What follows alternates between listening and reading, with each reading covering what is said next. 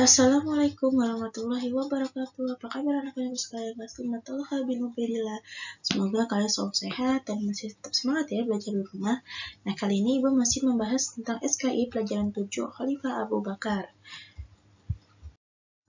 Baik anak-anak, silakan kalian buka di halaman 93, yaitu tentang wafatnya Khalifah Abu Bakar Asy-Syiddiq.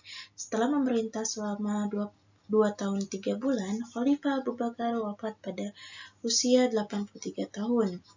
Abu Bakar wafat pada tanggal 21 Jumadil Akhir tahun 13 Hijriah bertepatan dengan tanggal 12 Agustus 632 Masehi. Abu Bakar dimakamkan di Masjid Nabawi di samping makam Rasulullah SAW. Keteladanan Khalifah Abu Bakar bin Asy-Syiddiq adalah sebagai berikut. Abu Bakar memiliki keteladanan sebagai berikut nih anak-anak. Yang pertama, membantu Rasulullah SAW berdakwah. Kedua, membebaskan kaum yang teraniaya. Yang ketiga, membela Nabi Muhammad SAW dari penganiayaan kaum Quraisy. Keempat, keyakinan Abu Bakar ketika menerima berita Isra Mi'raj. Yang kelima, kesabaran Abu Bakar ketika menerima Rasulullah SAW berhijrah. Nah, Ibu akan menjelaskan pertama, yaitu membantu Rasulullah SAW berdakwah. Ya, di sini peranan Abu Bakar dalam mendakwahkan agama Islam pada masa Rasulullah sangat besar. Abu Bakar adalah tokoh Quraisy yang sangat berpengaruh karena mendakwahkan ajaran agama Islam kepada masyarakat Quraisy dan sahabat-sahabat dekatnya. Banyak tokoh Quraisy termuka masuk Islam, yaitu pertama Utsman bin Affan, Zubair bin Awwan, Abdullah bin Mas'ud, Talha bin Ubaidillah, Abdurrahman bin Auf, Sa'ad bin Abi Waqqas, Al-Arqam bin Abil Arqam, Abu Ubaidillah bin Jarrah, dan lain-lain ya. Abu Bakar tidak segan-segan mengeluarkan hartanya demi tegaknya agama Allah SWT. Kemudian yang kedua adalah membebaskan kaum yang teraniaya. Abu Bakar adalah seorang sahabat Rasulullah SAW yang kaya dan dermawan. Salah satu budak yang ditolong oleh Abu Bakar adalah Bilal bin Rabah, budak di keluarga Umayyah bin Khalaf. Bilal masuk Islam secara diam-diam dan akhirnya diketahui juga oleh majikannya sehingga disiksa dengan cara yang sangat keji.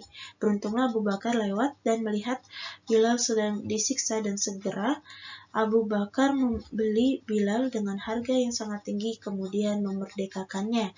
Selain Bilal, Abu Bakar juga memerdekakan budak lainnya, yaitu pertama Labibah, kedua budak dari Bani Mu'ammal bin Habib Adi, ketiga Abu Fukaifah, keempat budak dari Syafwan bin Umayyah, kelima Amir bin Huqairah, yang keenam budak dari Tufail bin Abdullah, dan sebagainya. Nah, selanjutnya yang ketiga adalah membela Nabi Muhammad SAW dari penganiayaan kaum Quraisy. Kaum Quraisy yang menolak agama Islam selalu berusaha menghalangi dakwah Rasulullah SAW.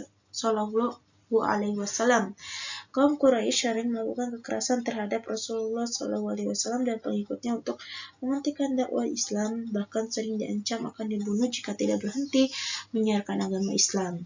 Abu Bakar adalah sahabat setia Rasulullah yang tidak pernah takut menghadapi ancaman dan perlakuan kafir Quraisy terhadap Rasulullah SAW maupun terhadap dirinya.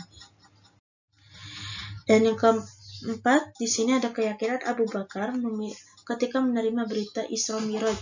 Setelah terjadi peristiwa Isra Mi'raj, Rasulullah menceritakannya kepada penduduk Makkah.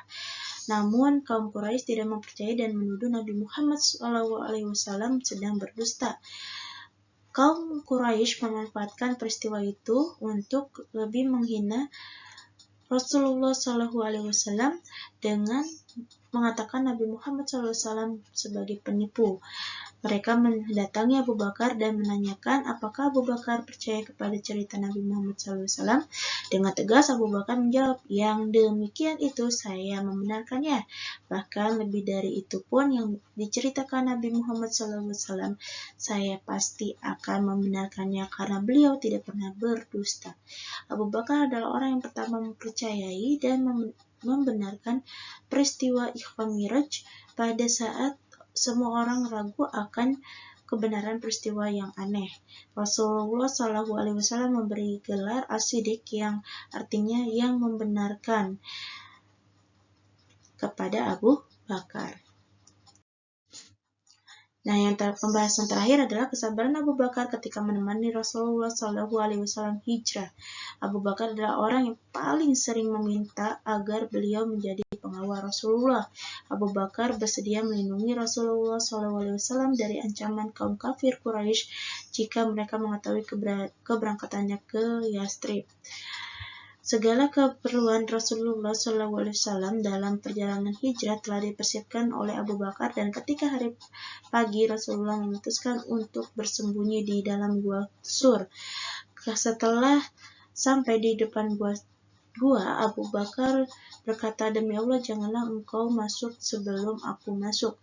Jika di dalam ada sesuatu yang membahayakan, cukup menimpa aku saja. Abu Bakar masuk ke dalam gua dan membersihkannya, lalu menemukannya 3 lubang di sisi gua. Abu Bakar merobek bajunya untuk menutup 1 lubang dan 2 lubang lagi ditutup dengan kakinya. Barulah Rasulullah SAW dipanggil masuk.